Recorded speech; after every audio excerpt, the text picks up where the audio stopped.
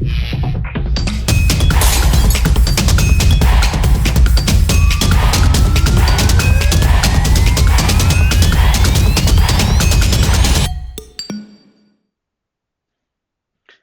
guys, welcome back to Legal Edge, and today we are discussing about NLSAT last 15 days strategy.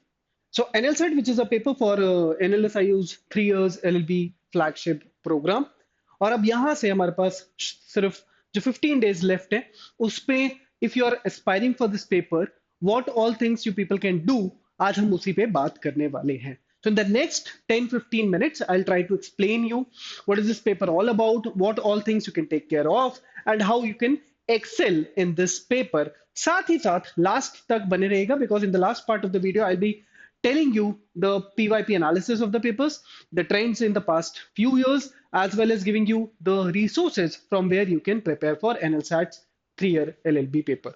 So let's get started. First thing first, who all can write this paper? If you are someone who's watching this video or hearing the word NLSAT for the first time, let me tell you where the basic highlights of the examination.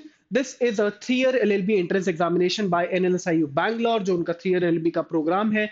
उसके entrance exam को हम NLSAT के नाम से जानते हैं. और इस पेपर की एलिजिबिलिटी है कि if you are in bachelor with 45% uh, uh, 45% marks in your graduation degree, be it be from any discipline, चाहे आपने BA किया हो, BCom किया हो, BTech किया हो, BBA किया हो, anything. If you are a graduate from general category and you have scored 45% plus marks in your graduation, you are eligible to write this paper. And if you belong to a reserved category, the eligibility criteria is only 40%. So that means if you are holding a bachelor degree with this percentages, you can appear for this examination. कैसा दिखता है एनएलसेट का paper, क्या breakdown है इस paper का, चलिए वो भी जल्दी से समझते हैं. So the paper is divided into 2 parts. Just for highlighting, let me take the pen also. Okay, yeah so paper is divided into 2 parts. मतलब ये 2 पार्ट्स में होता है, क्लैट की तरह नहीं होता कि सिंगल एक बार में हो जाता है. ये 2 पार्ट्स में पेपर डिवाइडेड है. दोस 2 पार्ट्स, बट अच्छी बात यह कि दोनों ही पार्ट्स आपको एक बार में अटेम्प्ट करने होते हैं. वो अलग बात है कि checking of the part B is conditional. वो कंडीशन क्या है अपन उस पर भी बात करने वाले हैं. सो टोटल मार्क्स इज 150 आपको दिए जाते हैं. 150 मिनट्स टोटल मार्क्स जो है पेपर में वो है 150. The part A consist of 75 marks and part B also consist of 75 marks. क्या होता है पार्ट ए के अंदर, चलिए जानते हैं, समझते हैं. The paper will have multiple choice questions and a maximum of 75 marks will be awarded to attempt this section. Now each question will carry 1 mark. हर एक सवाल का आपको एक सही नंबर मिलेगा, but there is again a 0.25 mark का negative marking as well. अगर आप एक गलत क्वेश्चन अटेम्प्ट करके आते हैं, गलत आंसर कर देते हैं, so 0.25 का नेगेटिव मार्किंग आपको फेस करना पड़ेगा. The sections which makes part A is comprehension, current affairs and critical reasoning. So 3 चीजों को मिलाकर part A बन जाता है, which is comprehension, second thing is current affairs and third thing is critical reasoning. These 3 sections makes the part A of NLSAT. Part B की अगर बात करते हैं तो part B जो है वो subjective है. Now LSAT is one of those few examinations in 3-year LLB category that they ask for a subjective paper also. Majority of papers जो हैं वो 3-year LLB में आपको objective questions पे ही टेस्ट करते हैं, but LSAT अकेला ऐसा एग्जामिनेशन है जो आपको subjectively भी टेस्ट करने वाला है. So वो subjective part B जो है उसमें क्या क्या होगा वो भी हम समझते हैं. Subjective में there are 2 parts. One is a legal aptitude or legal reasoning part, where they will be giving you a problem based question and you have to write your answers in short phrases comprising of around 200 to 250 words. Mein you have to write the answer of that problem given in the legal reasoning or legal aptitude knowledge. The good thing is they say that the prior knowledge of law is not expected. तो जरूरी नहीं है, but हाँ मैं बोलूंगा कि थोड़ा बहुत तो पढ़ना पड़ेगा ही पड़ेगा, like you prepare for CLAT PG as well. Analytical ability is the second part of part B, where you will be you have to write an essay of not more than 500 words. Now this is something very important. आपको word limit को exceed नहीं करना, यही वो बहुत major सा error है जो बच्चे कर जाते हैं, क्योंकि सब्जेक्टिव राइटिंग में वर्ड काउंट करना बहुत नॉर्मली लोगों को नहीं आता, and that is why the practice is very important for part be writing. तो 500 वर्ड्स का आपको एक ऐसे लिखना होगा, और वो जो ऐसे होगा वो किसी भी टॉपिक पे दिया जा सकता है। वो टॉपिक्स क्या होंगे? रिलेटेड टू जनरल नॉलेज हो सकते हैं, रिलेटेड टू करंट अफेयर्स होते हैं, या लीगल रीजनिंग पे ही होते हैं। वो भी हम इसी वीडियो के आगे वाले सेक्शन में कवर करने वाले हैं। चलिए बात करते हैं पार्ट ए में। आपको यहां से नेक्स्ट कमिंग 10-15 डेज में किन किन चीजों का ध्यान रखना होगा, आप कैसे पार्ट ए की तैयारी कर सकते हैं।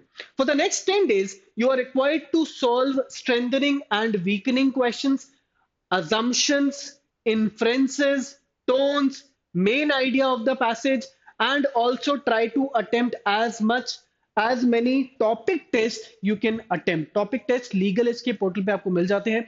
We have curated hundreds of topic tests for each and every topic which are there in NLSAT. Do visit our website www.toprankers.com for these topic tests. You can read articles on geopolitics, literature, art, culture, economics to improve your comprehension section as well. अब क्योंकि reading में बहुत ही diversified questions देखने को मिलते हैं, हम देखेंगे वीडियो के आगे वाले पार्ट में कि किस किस तरीके के क्वेश्चंस उन्होंने पूछे हैं कॉम्प्रिहेंशन में, and it has given us the idea कि हमें रीडिंग के टाइम पे वेरियस जॉनरास की नॉलेज होना बहुत ज्यादा जरूरी है. Solve at least 3 years previous papers in the next 5 days. Specifically अगर मैं बात करूं तो क्लैट 2020 से लेकर 2025 में आपको सीआर, लीगल और इंग्लिश सेक्शन को स्पेसिफिकली प्रिपेयर करना चाहिए. So if you want to prepare the part A of NLSAT, go on to the legal edge website और गूगल इट डाउन. आपको क्लैट 2020 से लेकर 2025 तक के पीवाईपीस को प्रैक्टिस करना है इन 3 सेक्शंस को बेट करने के लिए, क्योंकि यहां से काफी हद तक आपको सिमिलर लाइंस पे क्वेश्चंस आते हुए दिखेंगे पार्ट ए ऑफ एनएलसैट में. Try to wrap up the paper within 70 minutes. Now 75 minutes का ही पेपर है, आपको अपनी स्पीड का बहुत ज्यादा ध्यान रखना होगा यहाँ पे. So try to close the section A in between 65 to 70 minutes. जितना कम टाइम आप लेंगे उतना ज्यादा आप पार्ट बी पे फोकस कर पाएंगे. पार्ट ए में आपको टाइमर के साथ प्रैक्टिस करना है with an OMR, right? Give at least 3 full-length mock test per week to be eligible for part B. The evaluation will only be done if you are crossing the cutoff in part A, which according to us is 65 plus score in part A. That means आपको part A की इस तरीके से तैयारी करनी है कि आपके 65 से ज्यादा स्कोर आ जाए, तभी आपका पार्ट बी जो है वो चेक किया जाएगा. Very important, very crucial part. सो पार्ट ए गेम चेंजर होगा.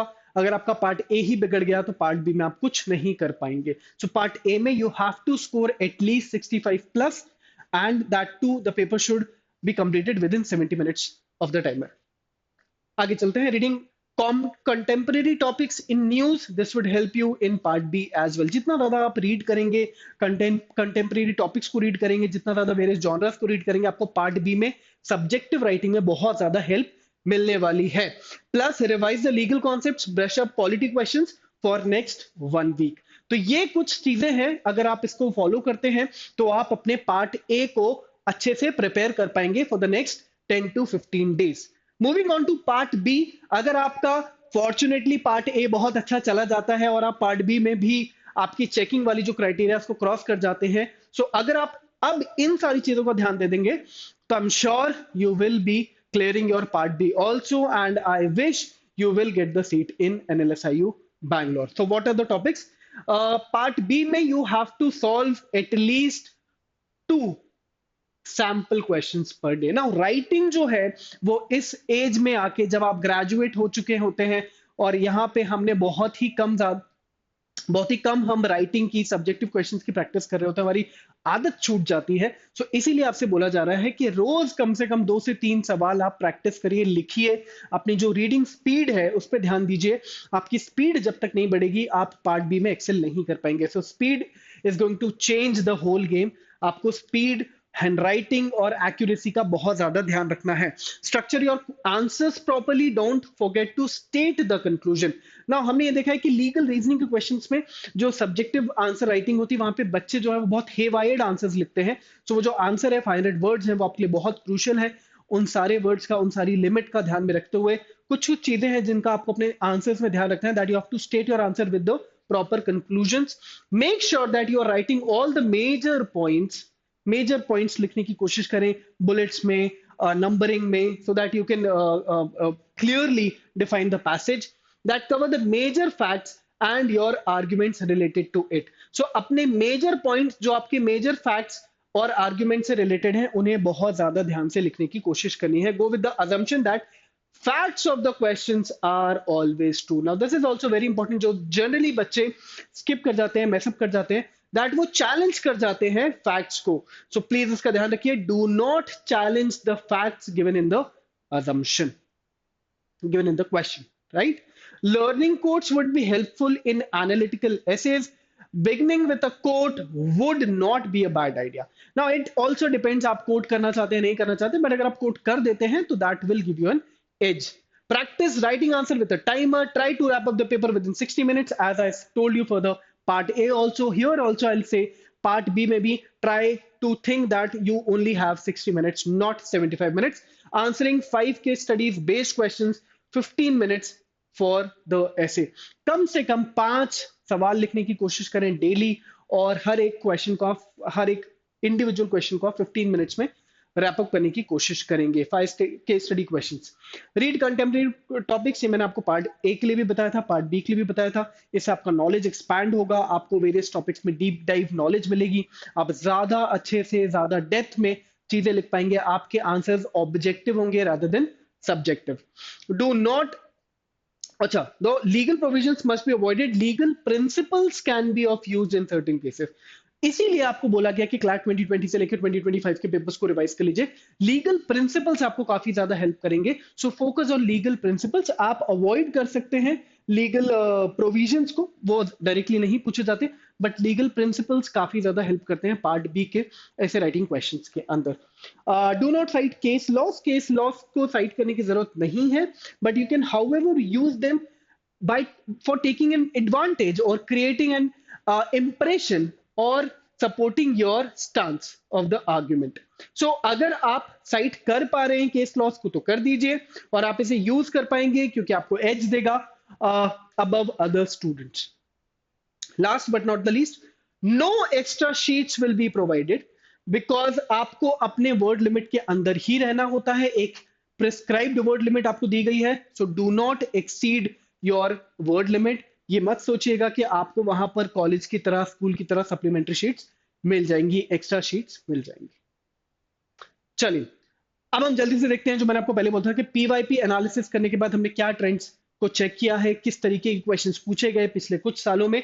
So we checked that English में we have observed that they have asked most accurate phrases and vocab के ऊपर 8 to 9 questions, best explain the statements पे 5 to 6 questions, argument based accuracy पे 2 to 3 questions, inferences पे 11 to 12 questions and grammar पे 3 to 4 sections। इस पे हम देख सकते हैं कि ये सेक्शन जनरली मॉडरेट लेवल का पूछा गया था। वहीं अगर हम बात करते हैं current affairs and legal reasoning की, सो लीगल में we saw around 19 to 20 questions coming from constitution, torts, contracts, criminal law, the base 4 laws of legal section. Awards के ऊपर 3 से 4 सवाल पूछे गए। मेजर अपॉइंटमेंट्स में 2 से 3 सवाल, बुक्स एंड ऑथर्स पे 2 to 3 questions, people in news, वो जो ईयरली बुक होती है मनोरमा या प्रतियोगिता दर्पण, इस तरीके की बुक से आपको ये सारे चीजें सीखने को मिल जाएंगी। ऑल्दो इसमें बहुत सारे रिसोर्सेज आपको मिलेंगे, मैं आगे भी बताऊंगा और क्या क्या रिसोर्सेज है। People in news 1 to 2 questions, ranking 1 to 2 questions, national 1 to 3 to 4 questions, international affairs पे 3 to 4 क्वेश्चंस एंड स्पोर्ट्स पे भी 3 to 4 क्वेश्चंस आते हुए देखे गए। ये सेक्शन को अगर हम रेट करना चाहें तो ये इजी टू मॉडरेट कैटेगरी में काउंट किया जाएगा, right. So this is about section 2। Critical reasoning में we saw questions coming from contradict with author, disagree पे 4 to 5 क्वेश्चंस पूछे गए थे, स्ट्रेंथनिंग पे 4 to 5 questions, assumption 7 to 8 questions, likely to be true पे 8 to 10 questions and weakening statements पे 6 to 7 questions पूछे गए।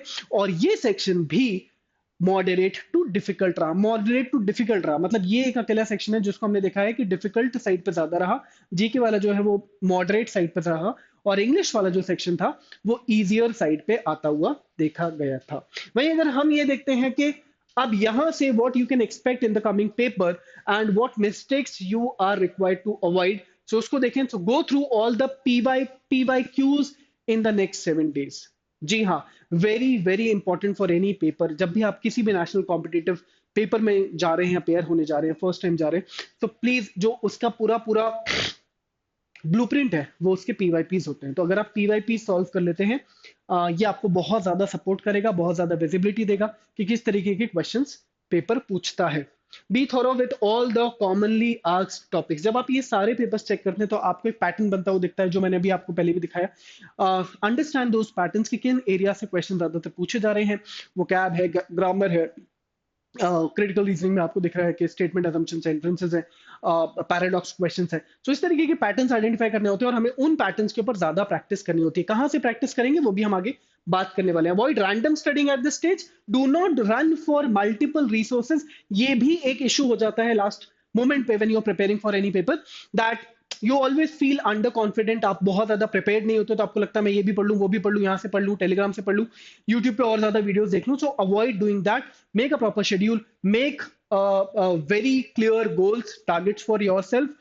जितने रिसोर्सेज आपको यहाँ पे बताए जा रहे हैं सिर्फ उतने रिसोर्सेज पे स्टिक रहें। बहुत ज्यादा रैंडम शेड्यूल्स या रैंडम रिसोर्सेज की तरफ नहीं जाना है। Practice your answer with in the time limit, timer लगाकर प्रैक्टिस करना बहुत ज्यादा जरूरी है, और वर्ड लिमिट के अंदर ऐसे लिखना भी बहुत ज्यादा जरूरी होगा। Try to finish one case study based answer within 10 minutes and ऐसे विद इन 15 minutes। जो सेक्शन बी में हमने देखा था, पार्ट ए में जो आपको केस स्टडी वाला क्वेश्चन है वो 10 मिनट्स के अंदर ट्राई करना है क्लोजअप करने के लिए, और जो पार्ट 2 है ऐसे वाला, वहां पे आपको 15 मिनट से ज्यादा की प्रैक्टिस में ऊपर नहीं जाना है। Avoid referring to multiple resources, as I said specifically for GK, stick to one good resource and revise the same frequently. GK में ये सबसे ज्यादा प्रॉब्लम है जो बच्चे फेस करते हैं कि वो बहुत ज्यादा रिसोर्सेज की तरफ रन करते हैं। So avoid doing that.